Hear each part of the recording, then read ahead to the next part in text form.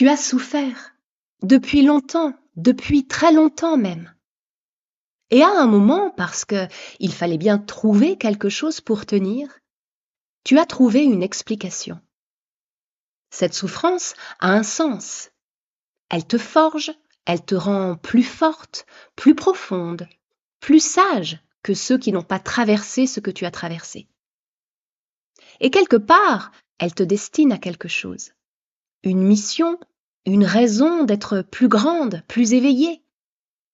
Parce que si tu souffres autant, c'est forcément pour une raison. Les grandes âmes souffrent davantage. C'est connu, c'est même valorisé. Alors tu as cherché ce sens dans le développement personnel, dans la spiritualité, dans la religion peut-être, dans tout ce qui pouvait transformer ta douleur en quelque chose de noble. Et cette recherche, elle était sincère, profonde, réelle. Mais aujourd'hui, je veux te poser cette question. Est-ce que tu vas mieux? Est-ce que ça va mieux dans ta vie? Une leçon, ça s'apprend une fois, peut-être deux, si tu étais un peu étourdi, comme on nous disait enfant, mais pas toute une vie. Si la souffrance était vraiment une leçon de sagesse, à quel moment la leçon est-elle censée être apprise? À quel moment est-ce qu'on peut dire « c'est bon, là j'ai compris, et maintenant ça s'arrête ». Et si ça ne s'arrête pas? Si ça recommence, peut-être sous des formes différentes, avec des personnes différentes, est-ce que c'est vraiment une leçon? Ou est-ce que c'est juste de la souffrance qu'on a appris à habiller en quelque chose de beau pour la rendre tolérable? Laetitia ne se pose pas encore cette question, pas avec ces mots, pas consciemment. Mais c'est exactement là où elle va être amenée dans cet épisode. Et c'est peut-être la chose la plus importante qu'elle n'ait jamais eu à regarder en face. De subir à choisir, c'est le nom de ce podcast, et je te souhaite la bienvenue. Je suis Clotilde, coach en reconstruction de vie. Petit pas pour soi, c'est né en 2017, et comme moi, ça a bien évolué depuis. J'accompagne des personnes qui traversent ou qui sont sorties de situations qui les ont abîmées. Pas seulement parce que c'est mon métier, mais parce que je l'ai aussi vécu de l'intérieur. Ce podcast, il s'adresse à celles et ceux qui vivent ou qui ont vécu une relation toxique, une emprise ou de la manipulation, de la violence, même si elle est psychologique. Un environnement familial ou professionnel destructeur, bref, ces situations où on ne sait plus très bien ce qui est normal, où on doute de soi et on finit par ne plus se reconnaître. Peu importe la forme, si tu te reconnais, tu es au bon endroit. Ici, on prend le temps, on met des mots, on comprend ce qui se passe vraiment. On se retrouve chaque samedi à 10h pour un nouvel épisode et on commence tout de suite. On suit Laetitia depuis 9 épisodes maintenant. Elle est revenue, comme avant, le cycle a repris. Marc est doux depuis quelques jours. Cette douceur-là, tu la connais maintenant. Tu sais ce qu'elle vaut. Mais tu ne sais pas encore tout sur Laetitia. Ce que je ne t'ai pas encore dit, c'est qu'elle cherche depuis toujours. Depuis l'enfance même. Une enfance compliquée, un père absent, une mère difficile, une solitude profonde et parfois de la violence. Pas toujours spectaculaire, mais là, présente, installée dans le quotidien comme quelque chose de normal. Alors très tôt, Laetitia a appris à chercher un sens à tout ça, une raison, quelque chose qui transforme cette douleur en autre chose. Elle a fait des thérapies depuis l'adolescence. Elle a lu énormément. Elle a exploré la psychologie, la spiritualité, les énergies, les signes, les messages, les synchronicités, le karma. Elle a cherché dans la religion aussi à un moment, ce quelque chose de plus solide qui lui paraissait plus vrai. Elle a fait des stages, elle a appris la médiumnité, consulté des voyantes, parler à ses guides et aux anges. Elle a fait des constellations familiales, du travail sur les blessures, sur son enfant intérieur, sur les schémas transgénérationnels, sur tout ce qui peut être libéré et remplacé par du mieux. Elle a fait le job, vraiment, personne ne peut lui enlever ça. Et pourtant, pendant tout ce temps, elle a chuté, elle a souffert encore et encore, de dépression en dépression, d'échecs amoureux aux trahisons les plus douloureuses, et encore aujourd'hui, elle est là, avec Marc, dans ce cycle, encore. Depuis la nuit où Laetitia avait sonné à sa porte, Sarah n'a plus de nouvelles. Ou presque. Quelques messages sans réponse, quelques appels manqués, une ou deux fois un texto court, ça va, t'inquiète pas, mais qui voulait surtout dire arrête de chercher. Laetitia ne sort plus vraiment. L'appartement est devenu le seul endroit où elle sait à peu près ce qui l'attend. Dehors, il faut expliquer, ou mentir, ou sourire quand on n'en peut plus. C'est épuisant, tellement épuisant. Et puis avec Sarah, c'est compliqué. Sarah voit trop. Sarah pose des questions. Sarah a ce regard qui dit des choses que Laetitia n'est pas prête à entendre. Alors elle s'est éloignée, progressivement, sans le décider vraiment. Juste en répondant de moins en moins, en annulant une fois, puis deux, puis en n'essayant même plus de trouver une excuse. Et Marc, quelque part, il n'est pas mécontent de ça. Je vais m'arrêter ici un moment parce que cet isolement, il fait partie des mécanismes les plus importants à comprendre. On imagine souvent que l'isolement dans ces situations, c'est quelqu'un qui interdit, qui surveille, qui dit « tu ne vois plus ta famille, tu ne vois plus tes amis ».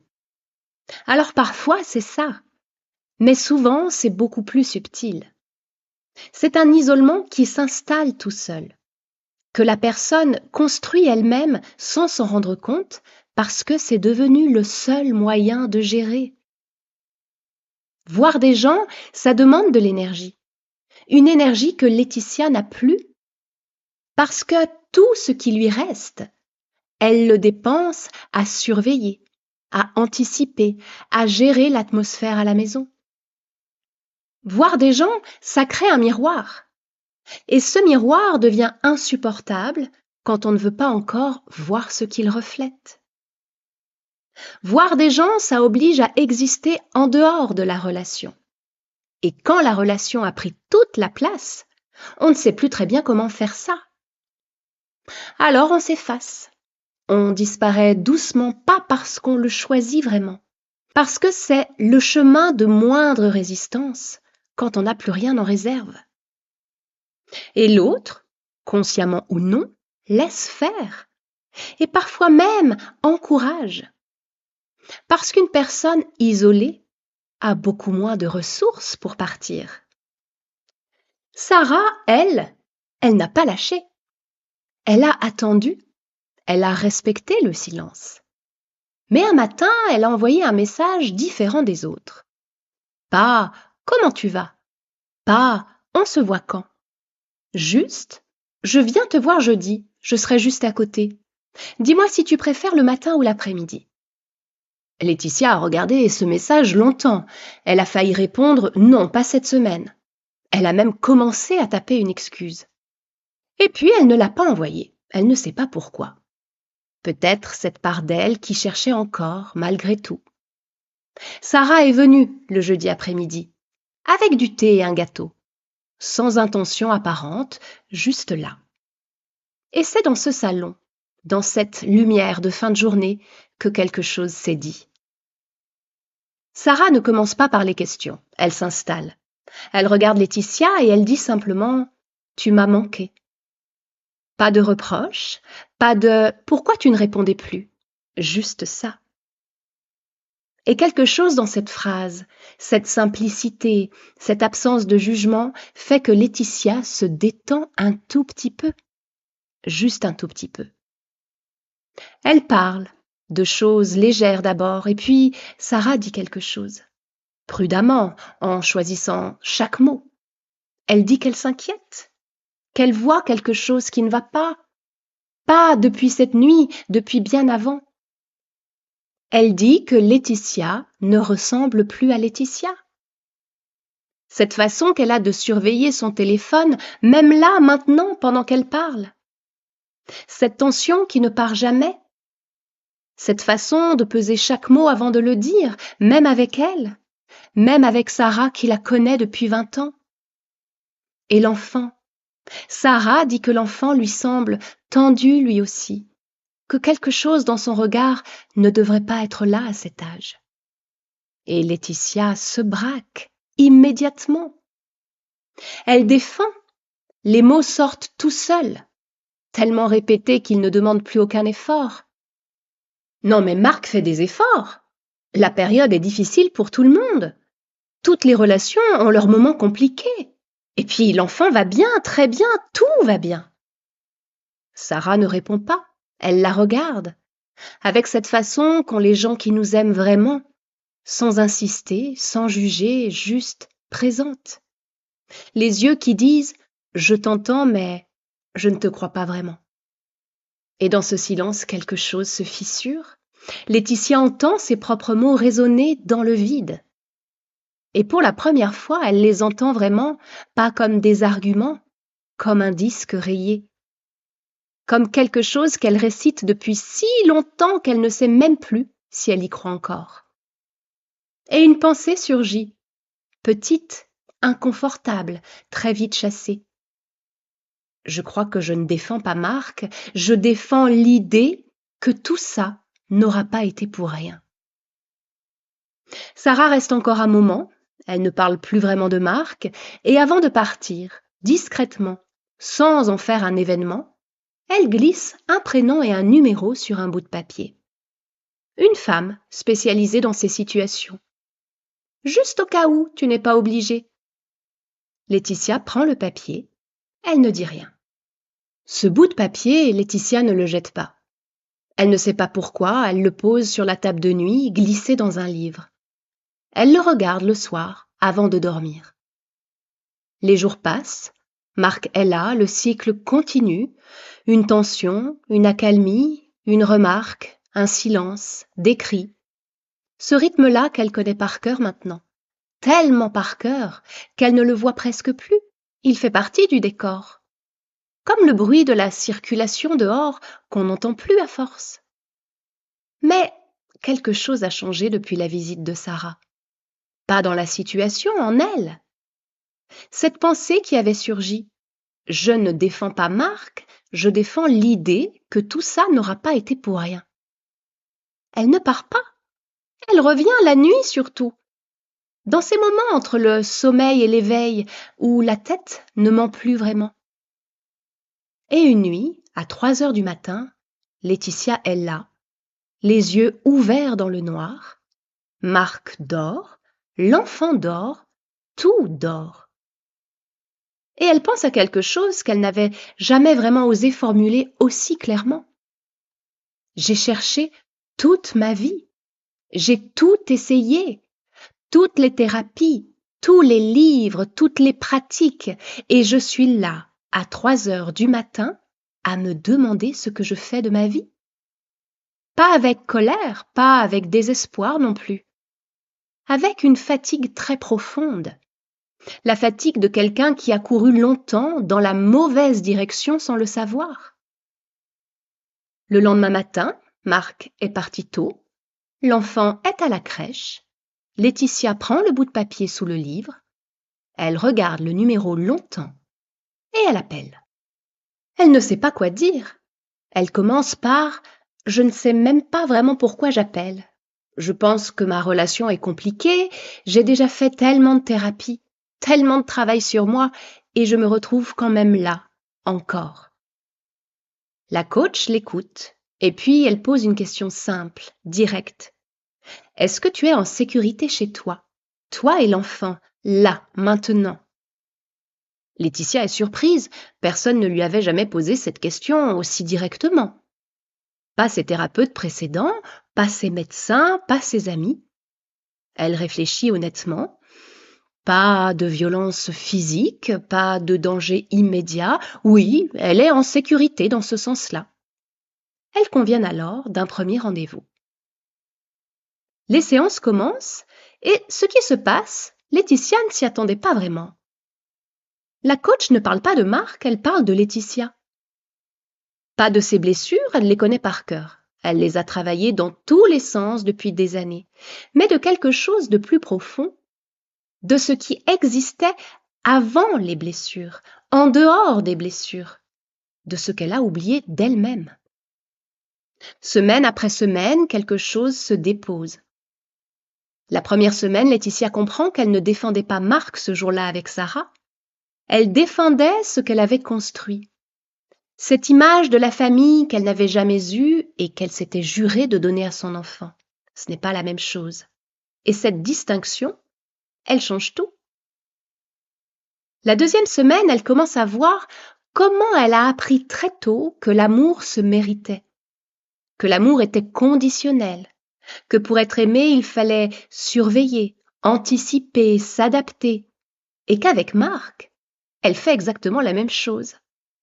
Parce que c'est le seul modèle qu'elle n'a jamais vraiment connu. La troisième semaine, quelque chose de plus subtil. Elle réalise qu'elle a cherché partout.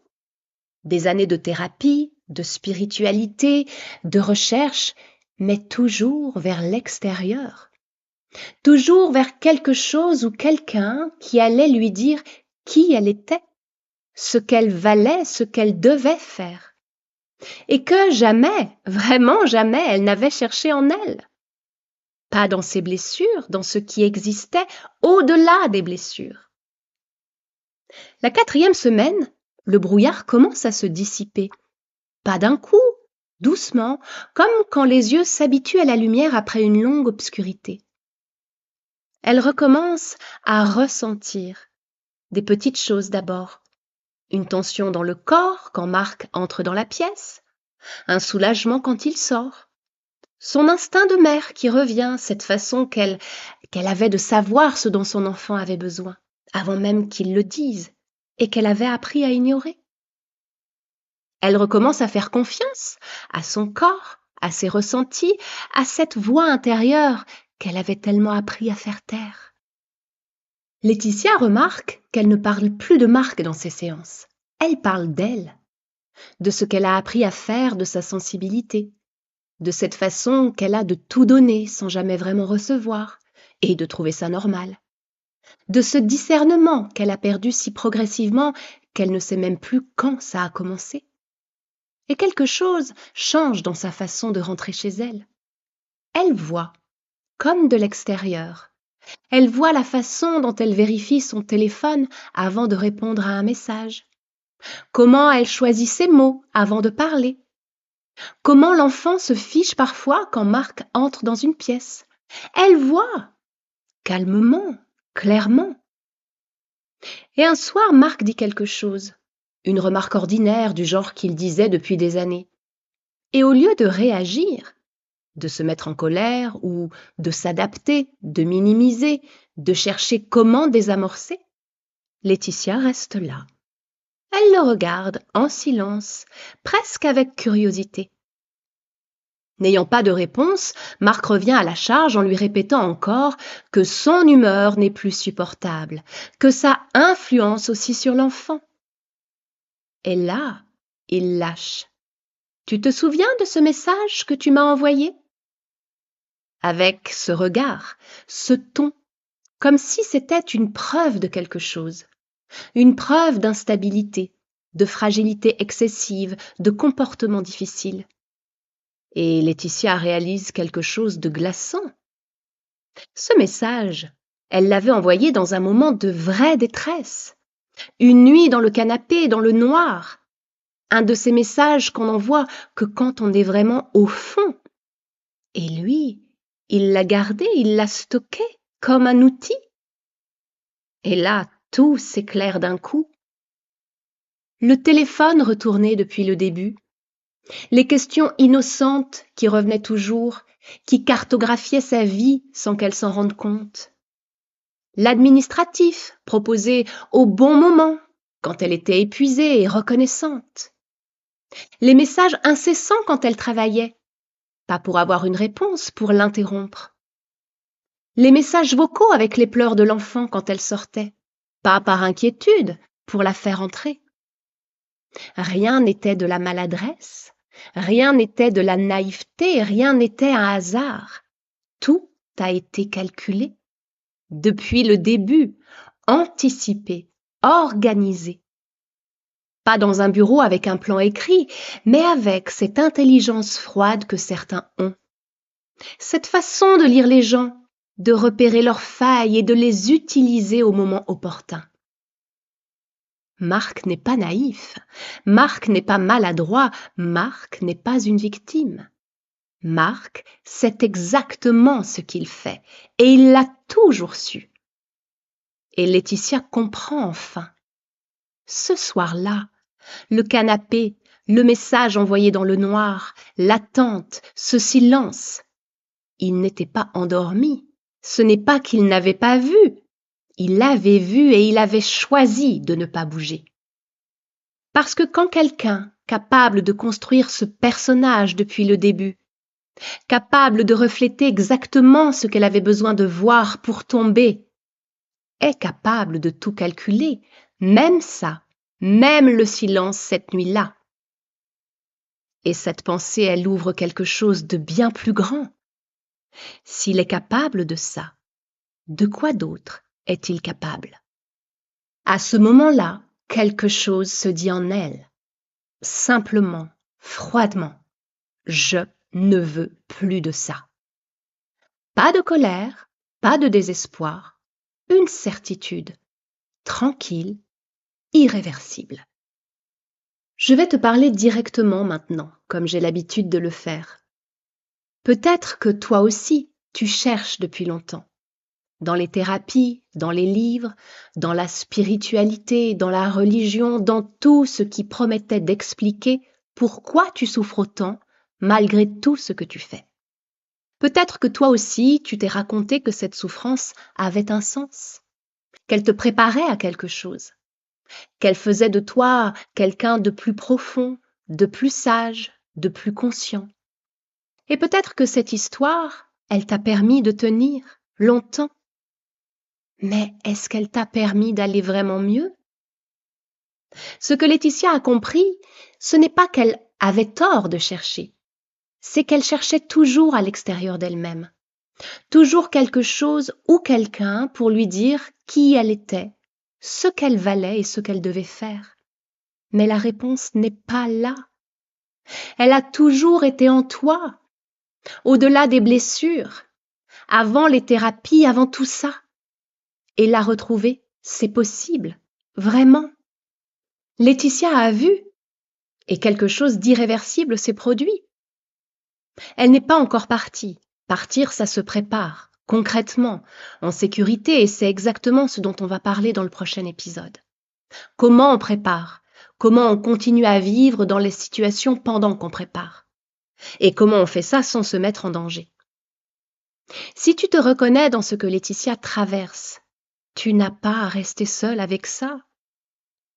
Je te rappelle déjà que le guide pour ne plus subir est gratuit et je te le remets en description. Et si tu sens que tu as besoin d'un accompagnement pour voir comme Laetitia, pour comprendre, pour préparer, je suis là. Avant de se retrouver pour le prochain épisode, je vais prendre un petit peu plus de temps que d'habitude. Pas parce que je disparais, mais parce que je prépare quelque chose pour la rentrée. Le programme dont j'ai déjà parlé, Je reprends mon pouvoir. Pour celles qui sont sorties ou qui sont en train de sortir et qui veulent vraiment aller plus loin. J'en parlerai bientôt plus en détail. En attendant, j'ai beaucoup de contenu sur la chaîne YouTube, sur les violences, sur les mécanismes invisibles, sur les causes invisibles aussi. Tout ce qu'on explore ici, il y a une image, un contexte, une profondeur supplémentaire dans les autres vidéos. On se retrouve dans 2 semaines. Prends bien soin de toi et surtout, prends bien soin de ton monde intérieur.